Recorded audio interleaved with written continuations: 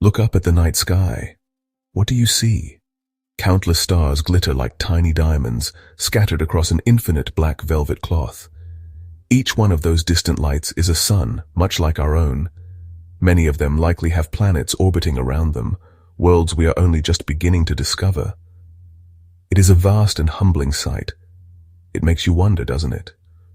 Are we alone in this immense cosmic ocean? Or could life, in some form, be a common feature of the universe? This question has captivated humanity for centuries, driving our curiosity and pushing the boundaries of our scientific exploration. The sheer scale of the universe is almost impossible to comprehend.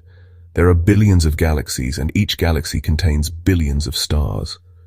With so many potential homes for life, it seems statistically improbable that Earth is the only planet where life has ever taken hold. This incredible idea has a name: panspermia. The word comes from ancient Greek, with pan meaning all and sperma meaning seed, so it literally means seeds everywhere.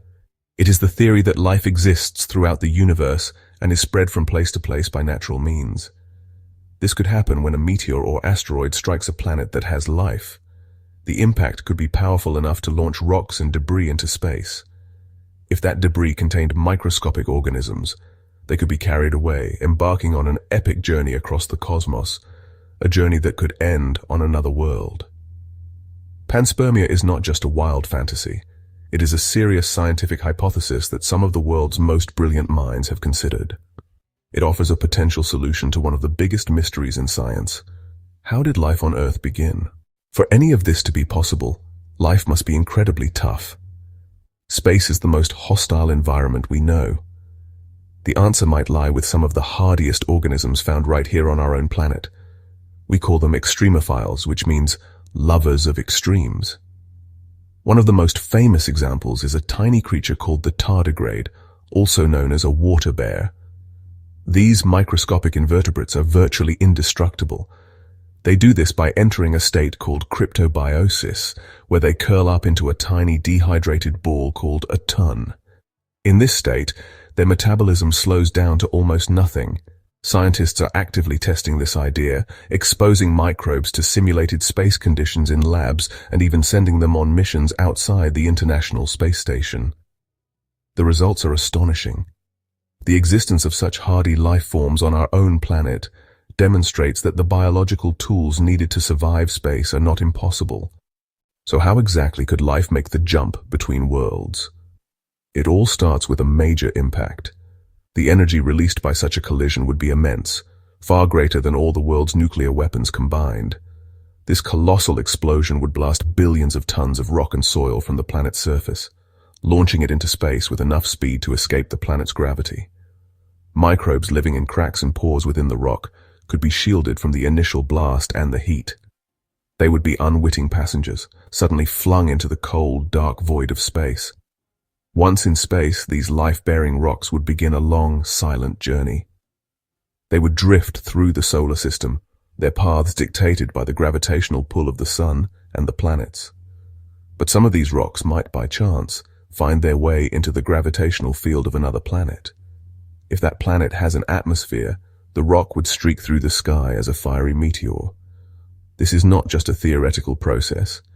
We have found meteorites on Earth that we know came from Mars, proving that rocks can and do travel between planets. The quest to find life beyond Earth is one of the most exciting frontiers of modern science. Using incredibly sensitive telescopes, astronomers can now study the light from distant stars as it passes through the atmosphere of their orbiting planets.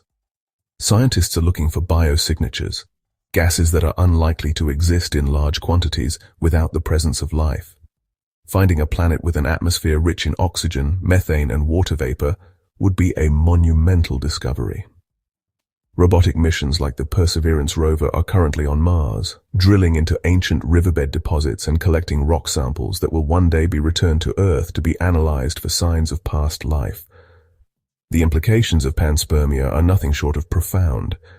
If the theory is correct, it would fundamentally change our understanding of life and our place in the cosmos. The universe would be transformed from a mostly sterile void into a vast, interconnected ecosystem. Life on Earth would not be a singular, self-contained story, but just one chapter in a much larger, epic saga. Every living thing on our planet could be the descendant of ancient microbes that made the most incredible journey of all, a journey across the stars. So, we are left with a final, awe-inspiring question. Could we one day find definitive proof of life that came from the stars? The search is already underway. The moment of discovery could come at any time. Imagine the day scientists announce the discovery of a microbe inside a meteorite, proving it came from somewhere else. Such a discovery would be a turning point for humanity. We would know for the first time that we are not alone. It would confirm that the universe is not just filled with stars and silent rocks, but is teeming with biological potential. The knowledge that life is a universal phenomenon would surely unite us, reminding us that we are all crew members on a single fragile vessel called Earth, sailing through a living sea. Until that day comes, panspermia remains a powerful and important idea. It represents the very spirit of scientific inquiry, the willingness to entertain bold ideas and then rigorously test them against the evidence. Whether life on Earth began in a warm little pond here, or arrived as a frozen traveler from a distant star, the story of our existence is a remarkable one. The quest to understand it is perhaps the greatest adventure we have ever undertaken.